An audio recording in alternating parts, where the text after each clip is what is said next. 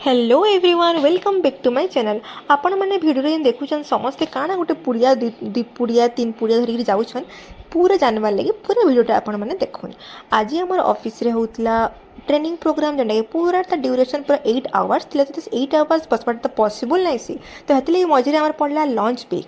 आ lunch break रे special होता आज आमर भेज बिरियानी आउ रायता। पुड़िया मान को एंता बांधुले ना सत से भितर सुना थिला बेले आमे तो खाबार लगी भोग भी करथिला ना पुड़िया से सूता खुली खुली तो बापर घंटे लगिगला। तार आमर सेनु बाहरी गला भेज बिरियानी।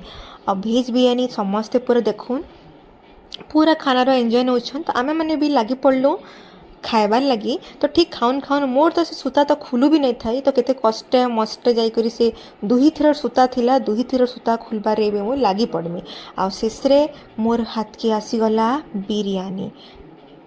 तो बिरियानी तो बहुत गरम थिला, बहुत टेस्टी थिला, समस्ते बहुत बढ़िया एंजॉय कले। तार संगे रायता थिला, रायतारे भी किछिटा मिर्चा पड़ीला, मिर्चा भी टिके राग राग करके बहुत भल लगला। आ समस्त मिली मिसी खाइल तो मते तो भल लगसी, आपण माने भी जानिथिबे। आ आपण मानको भल लगसी कि नहीं मते श्योर कमेंट रे कहबे।